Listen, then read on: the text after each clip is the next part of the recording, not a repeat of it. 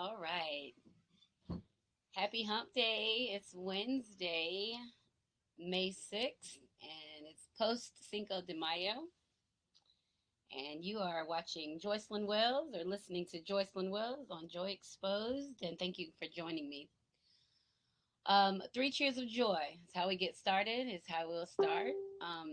We won't do anything different. We're going to dive right in our regular way. So, three cheers of joy. If you don't know, three cheers of joy is 3 moments of self celebration, 3 moments that have absolutely nothing to do with anybody else, just you. So, that's what we're going to start with. All right. So, for my first cheer of joy tonight, I am. My first cheer of joy is I'm happy that I live in Lakeland now. During this time, I'm happy that I'm in Lakeland. And the reason I say so is because it's so pretty here. There's so many lakes. It's Lakeland. So there's literally a lake every mile or so. You're going to come up on a different lake, maybe a little bit more. So I'm really grateful for living in Lakeland right now. So that's my first cheer of joy. Oh, and cheers of joy. Three cheers of joy is brought to you by Menage a Trois, Luscious Pinot Noir. So I'm only drinking red wine. I had to give up the liquor. I'll tell you all about that later. But I'm drinking red wine. So cheers to living in Lakeland.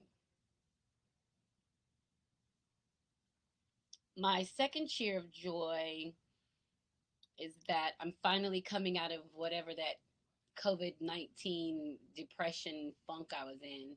It hit me really hard. I was talking about it today on a conference call, and I'm finally coming out of it. I still haven't written anything. I haven't been in the mood to write. I can't access that yummy part of me, but it'll come back. So I'm definitely happy to be coming out on the other side, to be smiling, to be laughing, to feel beautiful, to, um, geez, just to want to get out of bed in the morning and not just sitting around. So I'm really pleased with that. So cheers to coming out of my COVID-19 depression. So my mom is on here, so I better take my hair down because she'll say something about my wrap cap. So let me take my hair down. Okay, Mom, I took it off. You didn't say anything yet, but I took it off. So that's my second cheer of joy. My third cheer of joy is that I'm competitive. I know that I'm so competitive. I didn't know this growing up because I never played any sports. I think I've shared that before. Um, oh, oh my God.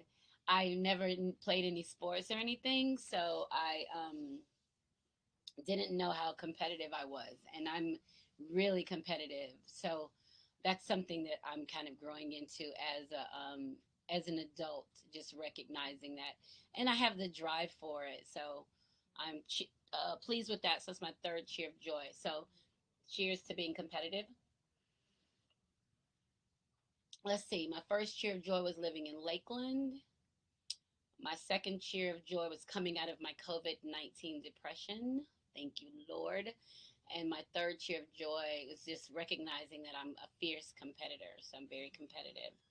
And I'm really liking that about myself. I wish I had known that earlier. So cheers to all of that. I hope you guys are having a great evening. I hope you're drinking something yummy and you have your own cheers of joy too. So thank you again for joining me. So cheers. Thank you, Terrence. Thank you. Hi, Mommy.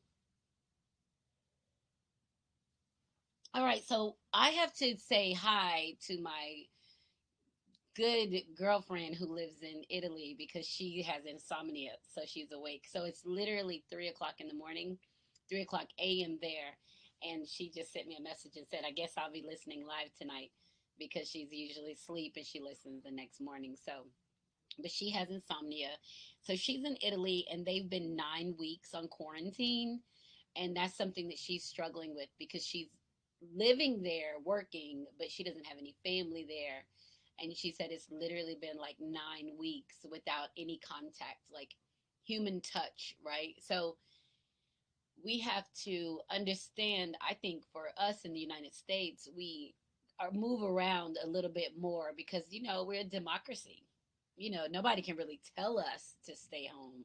Nobody can mandate that. We can do it. So, it's really interesting that, when there, if they say you have to stay in, you have to stay in, and they have guards on the streets, and you're not able to move or go to the grocery store, very limited in your movement. So that's been a big struggle for her. So we're waiting for her quarantine to lift so either she can leave or people can get into her, So that's so I want to give a shout out to Dawn because she is rocking it in Italy by herself and spoiling herself crazy with gifts, right? So just trying to stay on top of things. So thank you, Dawn, for being here tonight.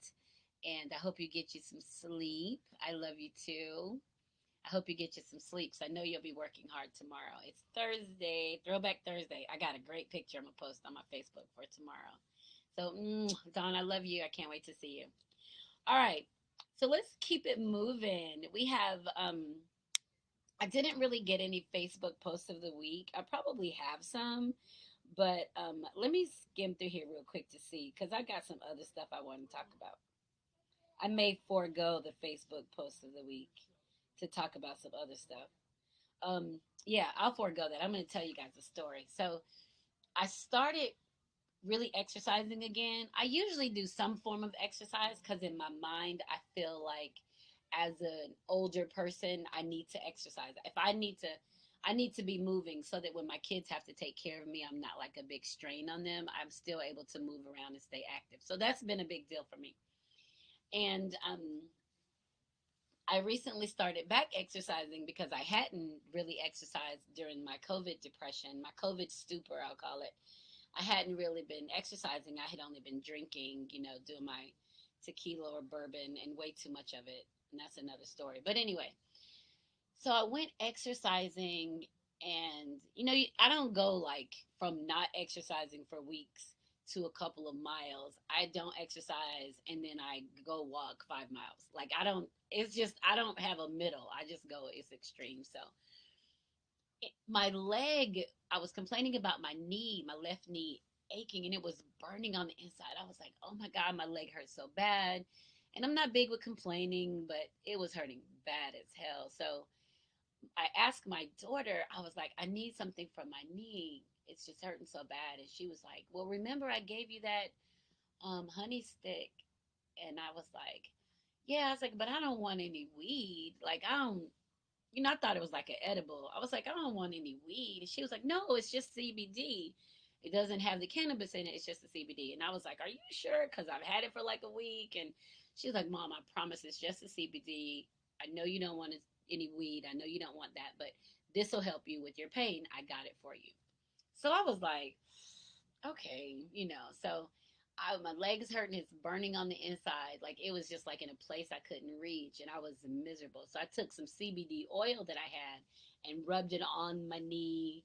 And I took like some ibuprofen, anything. Those are things I had done, leading up to this. And I was just trying to get my mind to deal with the level of pain that I was in. Well, after she told me it was CBD and I was up for anything, it was either that or try to go to urgent care. That's how bad it was hurting.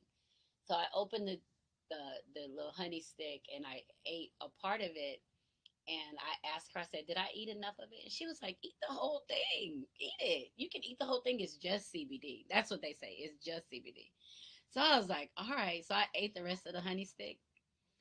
I ate that honey stick and I laid in the bed and watched TV. And I'm still, rubbing my knee because it hurt so bad, rubbing my knee. And eventually I turned my TV off and went to sleep.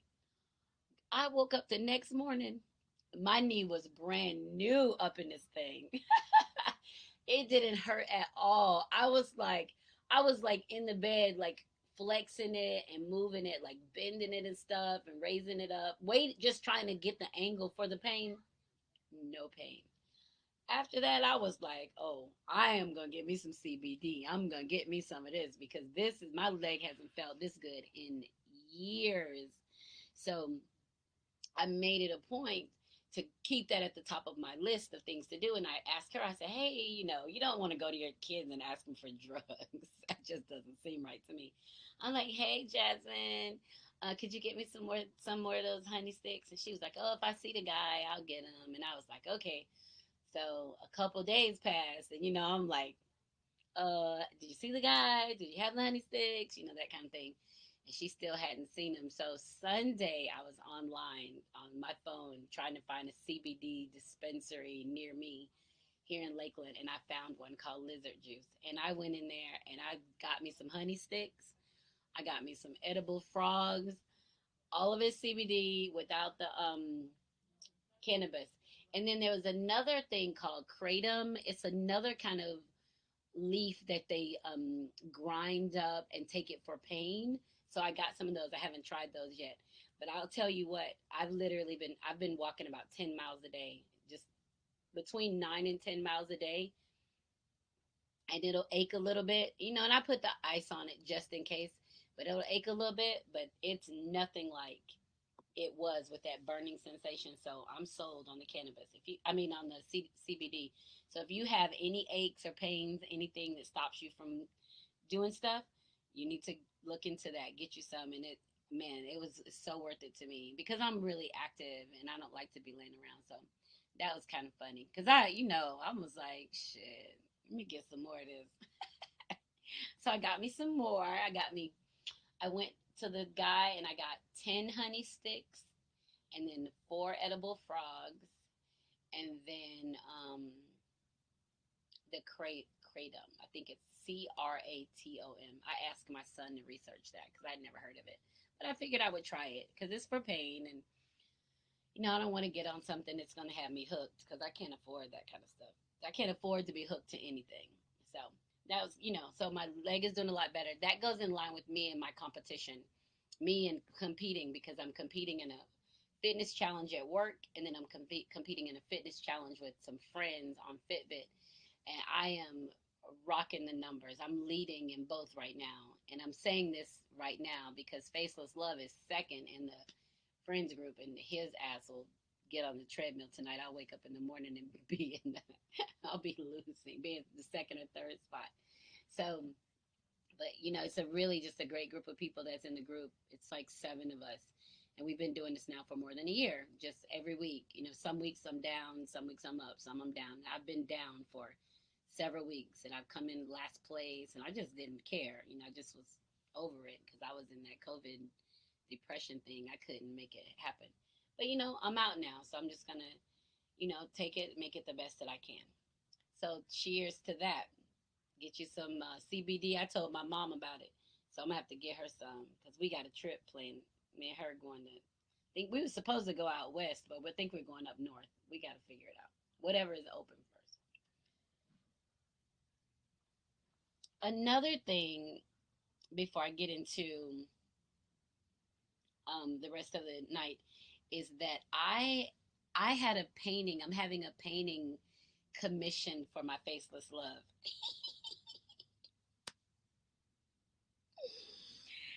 So I chose the painting that I wanted him to have. So it's a gift to him, but it's a painting of me. So I have this amazing visual artist. His name is Jason, and Jason J High. If you live in Atlanta, you can see him on Wednesdays at Cat's Cafe.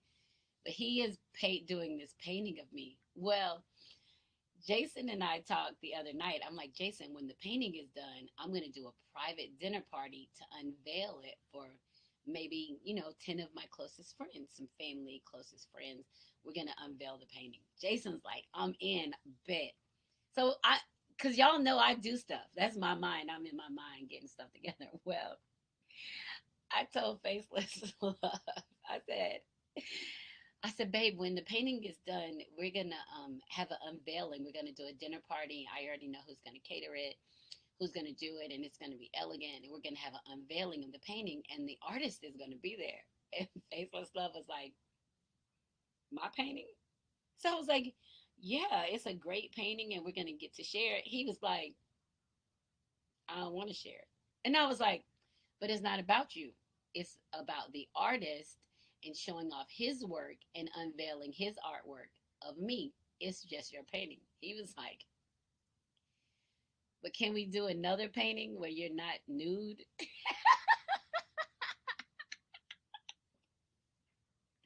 I said, are you serious? You got a problem with that? He was like, yeah, I just don't want to have an unveiling and you're nude. And I was like, whatever. I brushed it off because it was late at night. So that was the end of that. We talked about some other stuff. Well, the next day, and this is how Faceless Love and I argue. This is a legit argument. So the next day, I was like, "Hey, babe, last night you were saying you didn't want to do an unveiling of the painting. Like, what's up with that?" He was like, "I wasn't drunk. I know what I said. I said what I said." So I started laughing. I said, "Oh, you're." I said, "You'll feel differently once it's done." He said, "No, I won't. I don't even know why we still talking about this." That's one of our arguments, right? So I laughed. He laughed. So I said, well, I'm already planning the unveiling. I said, I guess I'm just going to have to send another picture so he can do two paintings and we can unveil the other one. I was like, that's just going to be pretty expensive, don't you think? He was like, I guess that's what we're going to have to do, babe. So I had this, because y'all know I'm such a I'm a whole free spirit. I'm a free spirit. I can be dressed or nude none of that matters to me. So this painting is going to be amazing because it's a great picture of um it's a great picture that I took like a few years ago, and Faceless Love loves it. It's one of his favorite pictures of me. So because of that, I said, "Oh, I'm going to have I'll have a painting and he can put it in like his office or wherever he wants to put it." But wherever he's gonna put it, he said he doesn't want to share it. So I'm gonna have to send Jason another picture and do two paintings instead of one. So I just thought that was kind of funny. I wanted to share that. And I know he's laughing. And that's the funny thing about him. When we're having a difference of opinion about something, he'll literally say, I'm done talking about it. Well, I don't know why we're still talking about it. Like that's him in an argument. And I'm like, is it just over like that? I struggle with that kind of thing. But you know what? It's really cool. So Jason is going to do the painting and it's going to be absolutely gorgeous. I know. Am I freezing to you guys? I feel like I'm freezing. I look like I'm freezing. So it's going to be absolutely gorgeous. And I'll share a little, but I'm not going to be able to have it at the unveiling. I'm going to have to come up with another picture for Jason. Mm-hmm. I think I'm back. Let's see. Let me forward this. Oh, hold on. Yes. Oh, okay. I'm almost there.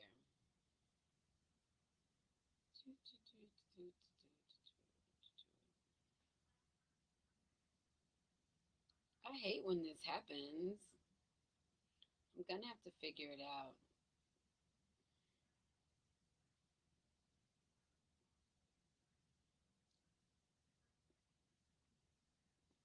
All right. I still feel like I'm freezing now. Let's see. I can tell when I'm moving really weird. All right. So here's the thing. I was, hold on, let me say, I'm back.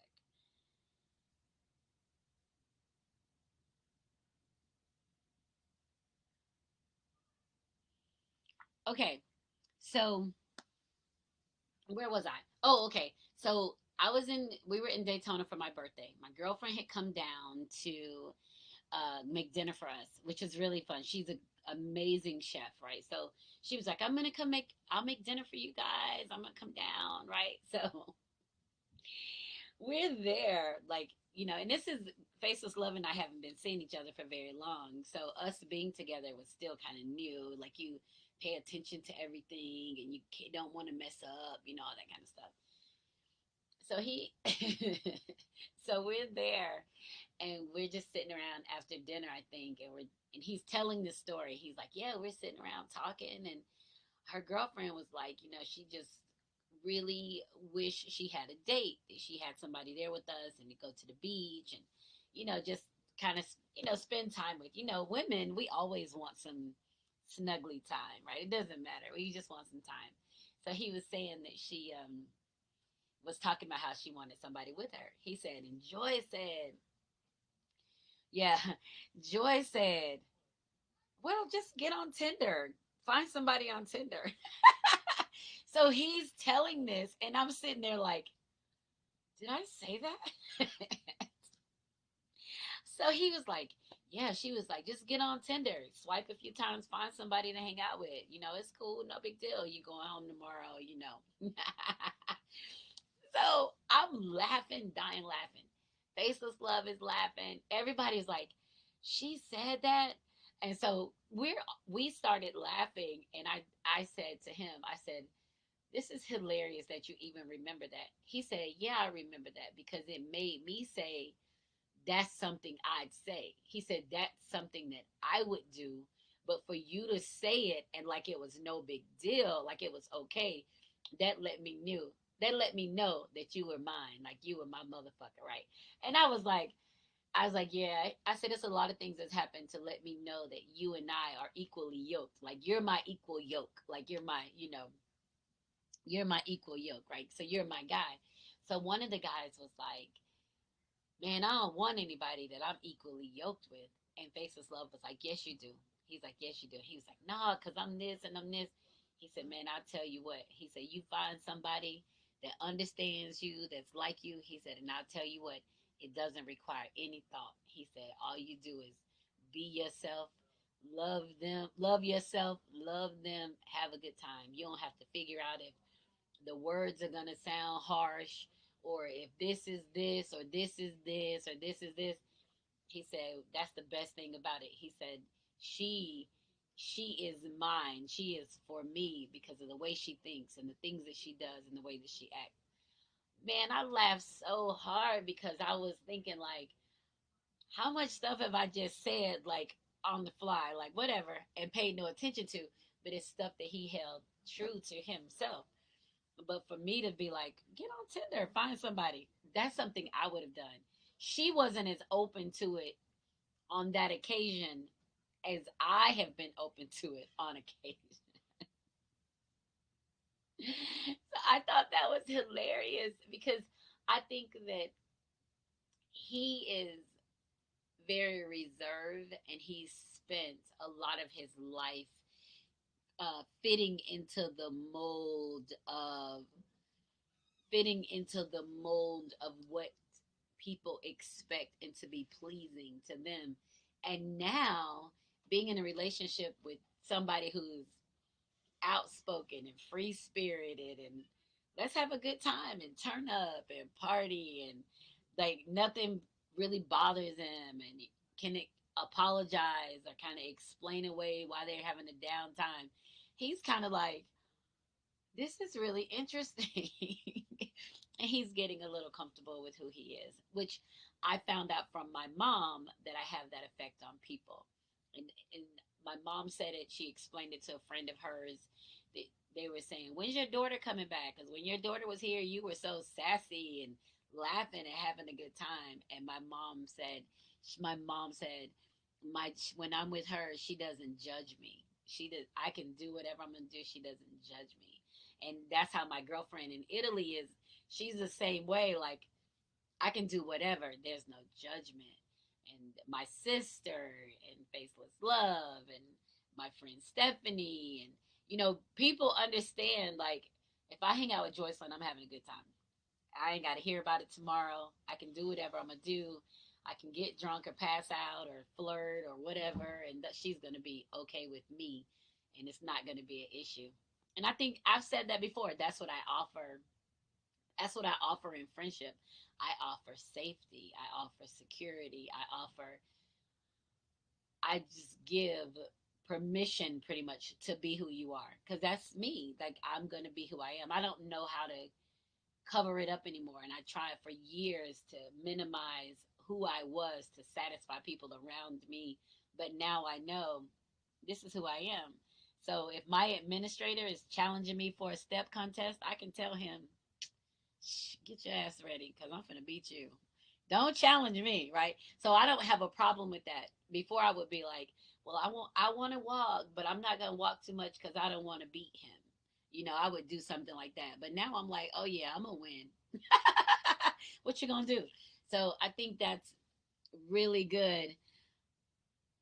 Oh, Dawn said I have one thing to say: don't talk or ask questions. That's right. You don't need to know all that. You just get what you're gonna get, and you're gonna leave.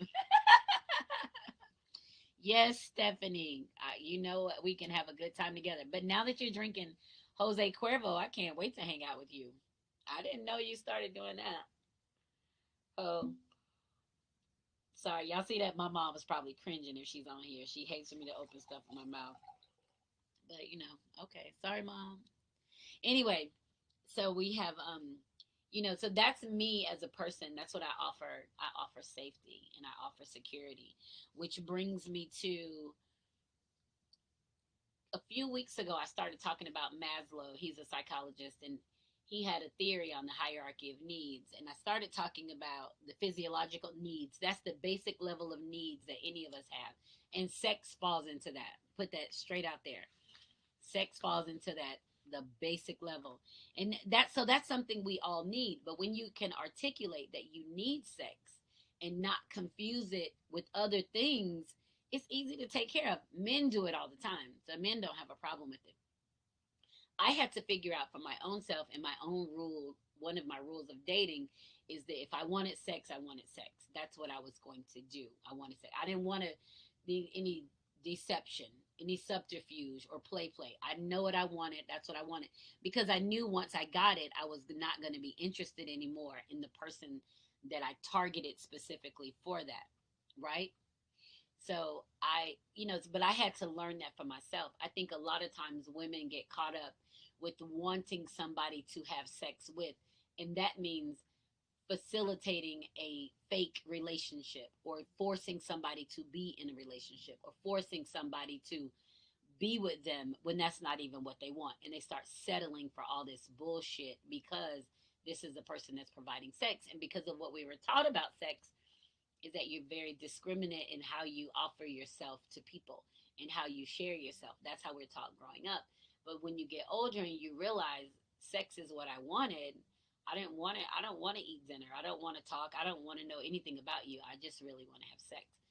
When you get old enough to say that, then you become more inclined to move forward in your own path because you're able to satisfy that. It's like eating. Eating is a basic physiological need, as sex is. When you eat, you don't want to have a relationship with the chef at McDonald's. All you want is some french fries, right? You ain't got to talk to him no more. Give me my french fries and go. When you have a need for sex, we tend to build these fake relationships to show interest to get what we want. It's easier for women, I think, to say, hey, to a guy, hey, I want to have sex. And the guy's like, shit, okay. The guys are like, all right. So it's easier for women to say it and guys to give it than for guys to want it. Then they got to go woo somebody to give it to them. They got to go play the game, the cat and mouse, the this and this. Because if a guy goes to a woman and say, hey, I want to have sex with you, or I'm just trying to fuck, the woman's probably going to be like, oh, you disrespectful and da-da-da.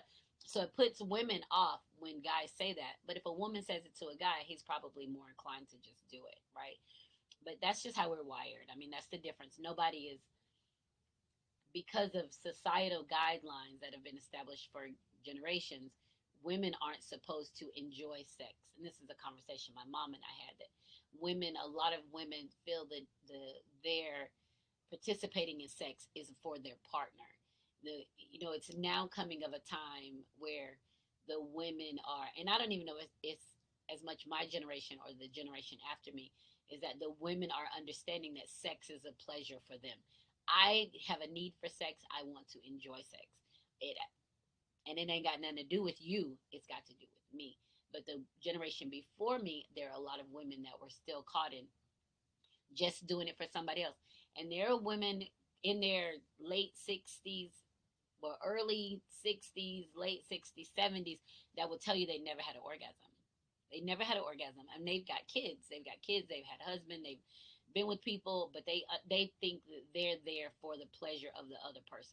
Well, somewhere along the way, it was determined that women are supposed to enjoy it too. I'm happy that I am aware of that. I'm happy that my mom is aware of that. I'm happy that my daughters are aware of that. That you do what you want to pleasure yourself. You're not doing it for somebody else. That you're doing it for your own pleasure. So that's a big deal with satisfying needs. So when we talk about our basic needs, and sex is one of them, that's why I brought that up. The physiological needs, you're talking about air, water, food, shelter, sleep, clothing, sex. They're all very basic. You don't have to do anything great to be able to get those. That's you born, those are things that you need. Air, food, shelter, you grow through that. So me as a friend, and I say this, is that I offer safety for my friends. And I don't know how I'm able to do that. It's not something I cognitively made a decision to say I'm offering my friends safety. It's just me saying that when I'm with my friends or for my friends, that is what I offer. And that's the second level above physiological needs, your safety needs. And those include personal security, that's hanging out, doing what you can do, and knowing that you're safe, employment, maintaining a job, resources, making some money, your health, owning property. Those are all your safety things. When you get to a point and you're able to do those things, you're literally climbing up the ladder. And that's where I'm going to spend a few minutes talking before I move on. Is that we don't understand that people exist in different places. And once you do things, it's hard to keep going because there are five different stages to Maslow's hierarchy of needs. And I'm a true believer of it, right? I believe in the philosophy, the theory, um, and I've read about it and studied it, and that means a lot to me. So after you've satisfied your safety needs, you go to love and belonging. So let me tell you what happens. People get jobs and they start buying things. They have their own place to live. They're doing well. They want somebody to share it with. That doesn't mean they want to have sex. Sex is there, but they've grown from just the sex to love and belonging. Now I want to be a part of something. It's a growth process. So the problem is every step gets harder until you get to the fifth step. When you get to the fifth step, which is self actualization, things just flow your way because now you're working in your purpose. You've maintained all these great things. You have went up the rung of the ladder, and you're doing well. So when you get, but you got to get through all the different stages to get to the self actualization. The problem is when you're hungry and you eat, what happens? Your motivation decreases for eating, right? So you're hungry, you eat, you're like, oh, okay. You don't keep doing the same thing to get to the food because your motivation decreases. And that's what keeps a lot of people stuck at different levels because once you get a job, you get some money, some resources coming in, you're paying your bills, you get to buy stuff, right? Once you get to that safety place, a lot of people get stuck in the safety place because I can't leave my job because that's what pays my bills, whether you like it or not. You have a job, you're going, you're getting a paycheck every 2 weeks, you're able to do the things that you're able to maintain, not even necessarily do the things you want to do, but you get stuck in that space because your motivation decreases to get to the love and esteem. So a lot of people will tell you, I don't think I'll ever get married, or I don't think I'll ever be in a relationship. I mean, I'm fine right here. They know their motivation to get to the next place has been zapped because now they're satisfied. They found themselves satisfied with what they want. Well, getting to the love and esteem is going to require something else to come out of that safety place and put yourself a little more vulnerable to the love and the trust and the esteem. And we'll talk about that next week. So I think this is very interesting. And there are a lot of theories on growth and development. There are tons of them. Well, there are several. I won't say tons. There are several. But Maslow has always made sense to me since I was in undergrad psych class. That made sense to me because I need a systematic approach to being great, a systematic approach to being of my purpose. And so Maslow got it for me. And you kind of you can ebb and flow, between the different levels. But the idea is to get there and meet the levels, to be able to achieve each level to get to self actualization. So you have your basic needs, which That's your sex, clothing, sleep, shelter, food, air, water. The bare minimum. I mean, that's literally existing. Then you have your safety, which I'm talking about tonight, providing safety to people around you, helping people get to safety where they're able to take care of themselves. They have a job, they got resources, they're healthy, and they can buy property, right? Their health is important to them. A lot of times people's health isn't important to them. They think they're going to live forever. That's because they don't understand yet that they are human and they have some control over that. You have a lot of people. There are a lot of men that don't go to the doctor. There are a lot of women that won't go to the doctor. There are a lot of people that take advantage of the fact that their body is functioning.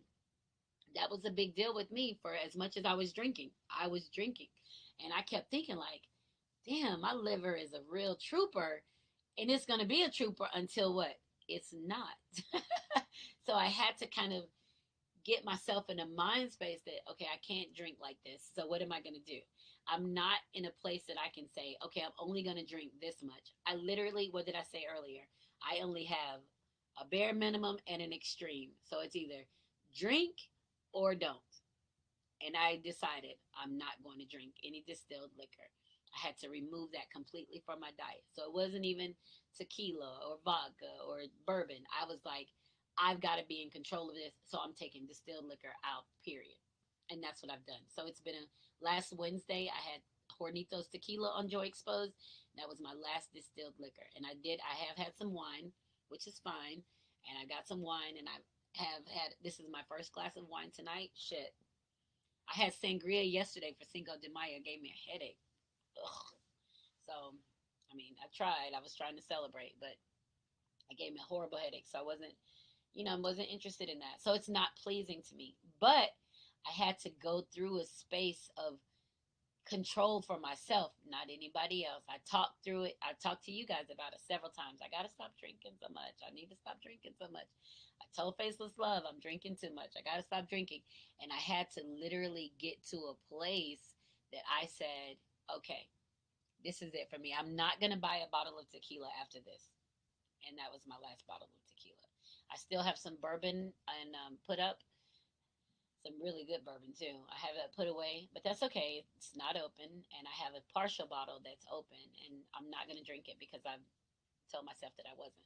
So that's me recognizing my esteem. That lets you know where I am when I think about myself and holding on. So we have to know that there are different stages to us growing up. We never stop growing. So there are different stages to us growing up. And as a friend, I was really impressed with my mom, or really pleased with my mom saying that she can be herself without any judgment from me. And it's helping. What's happened with our relationship is that my mom has seen me as a child her whole life. She's always seen me as a child. But the problem is, I didn't stay in that child's place because I'm growing as a woman. So I can't, just because she sees me as a child doesn't mean I get to stay there. But she would see me as a child, but when I came to her, I came to her as a woman, right?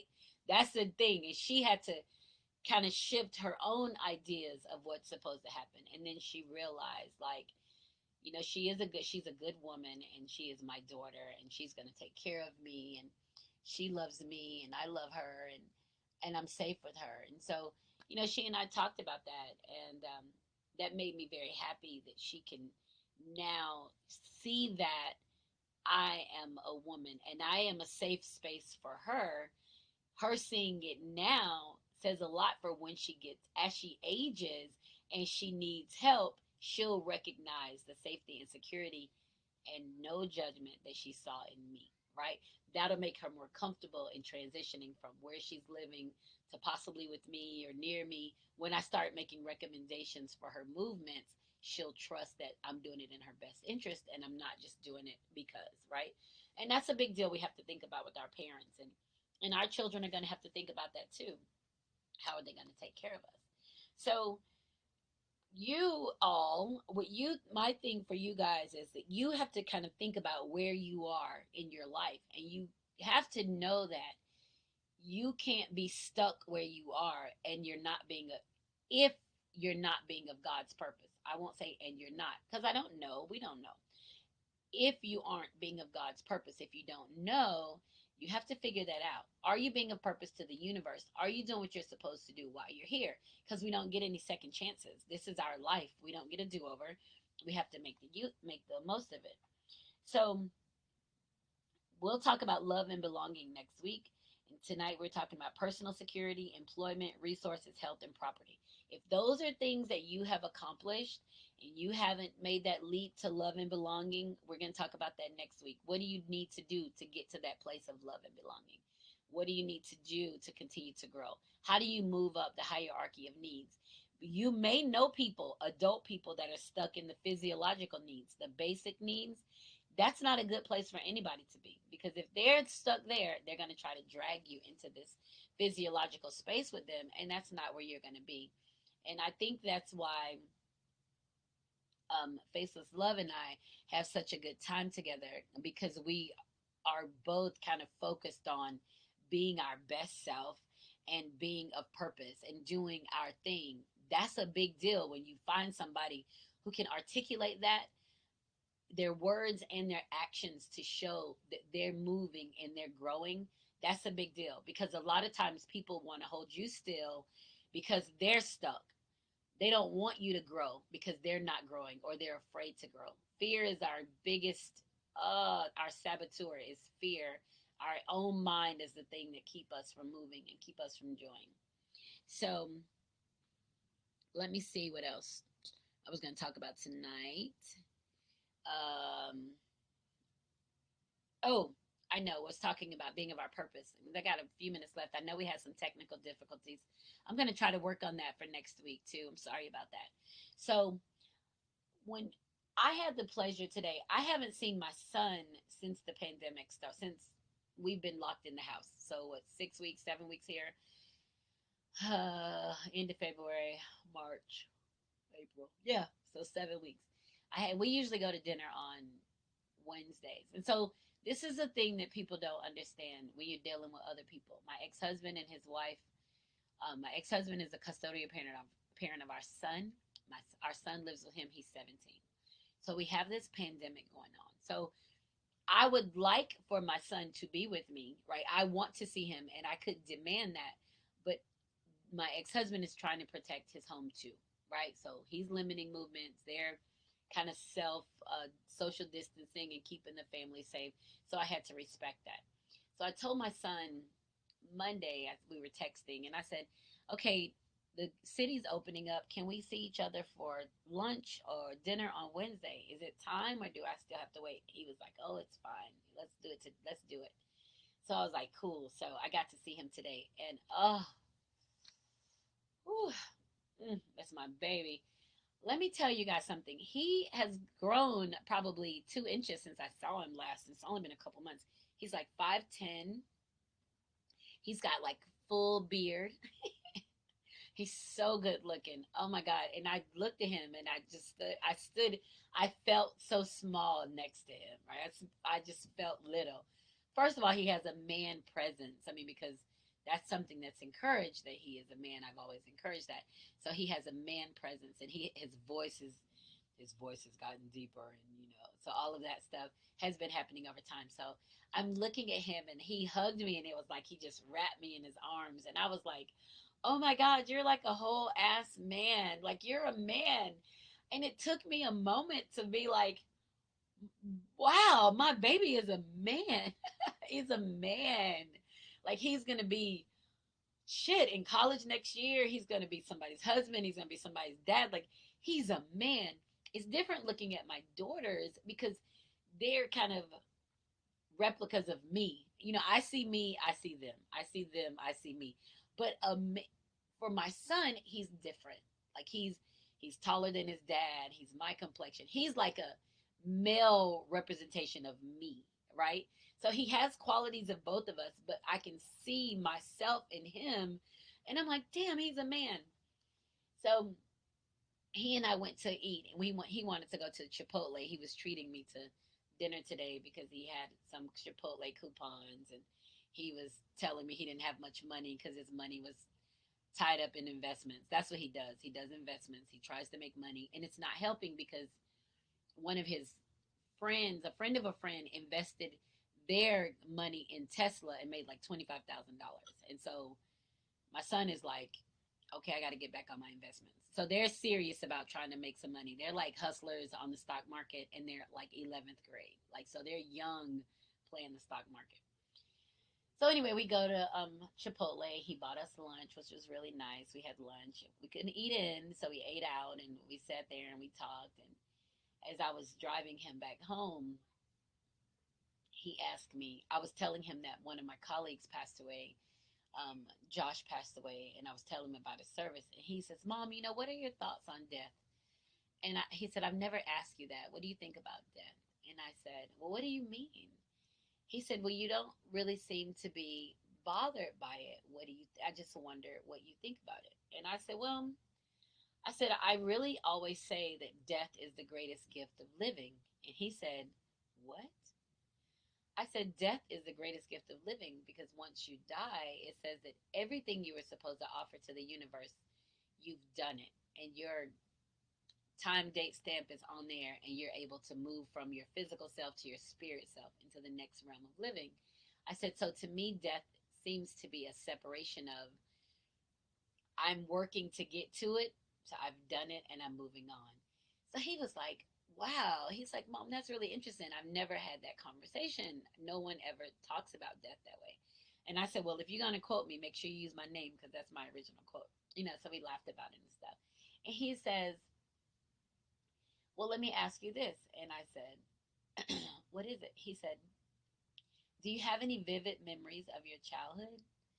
And I said, "I do." I said, "I have vivid memories of my childhood, things that happened to me, but I also have vivid memories of a childhood that I never lived. So I don't know if it's me or somebody else." But he's like, "Oh, you do?" And I was like, "Yeah." He says, "Well, do you know that every atom in your body, there isn't an atom in your body that was in your body when you were a child?"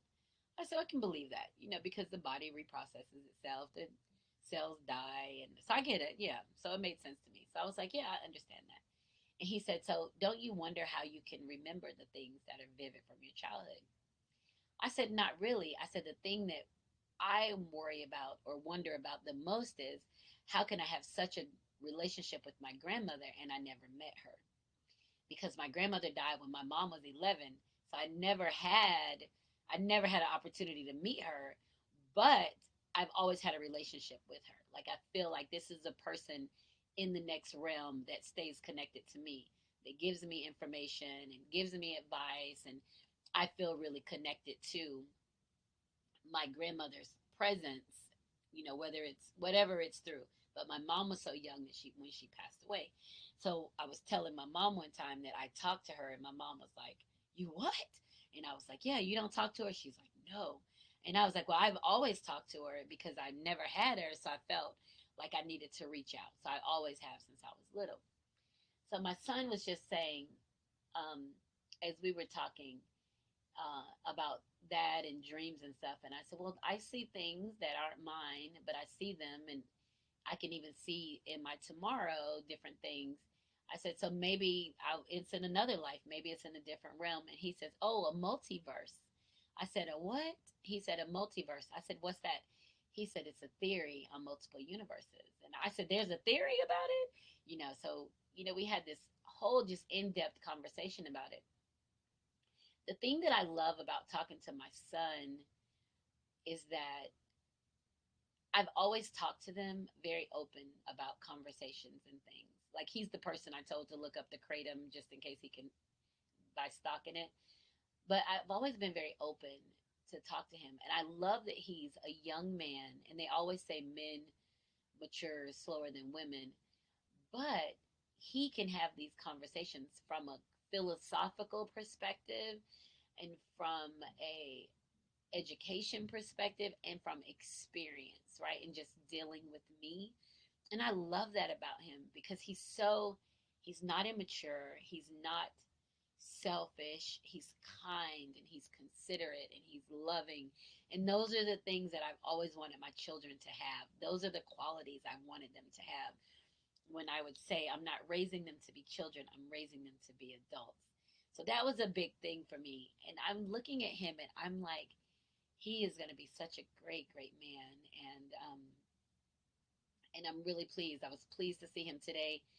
And we talked about he's going to retake his SATs. He made a 1360 on his SATs, but he took it when he was sick. He had been out of school for 2 days, and he took the SATs sick, and he made a 1360. So he only needed 1320 to get into University of Florida, but he made a 1360. So he's going to retake it to see if he can get a higher score because he said like part of it his head was hurting and he wasn't all in, but he wants to retake it to get a higher score. So he's applying to Florida, Harvard, Johns Hopkins, the Johns Hopkins, and I think UCLA. So those are his four. And maybe he said he may have a fifth one. So I'm really pleased with his choices. Florida is his number one choice. His dad and I both went to school there. So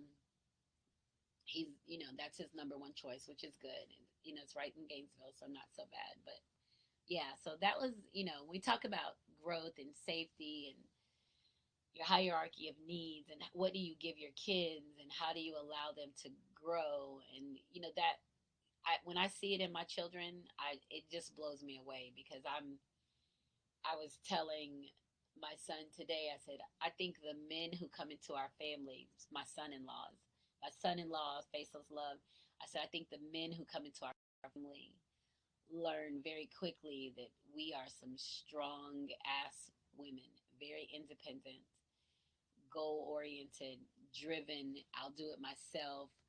Like, I think the men who, right, go Gators. I think the men who come into our family learn very quickly that there's a bell curve to existing because my daughters are as loving as they are cutthroat. So, um, and I kind of like that. I like that they can let somebody know, no, you don't get to fuck me over. I like that. I like that. It'll save them from a lot of crap.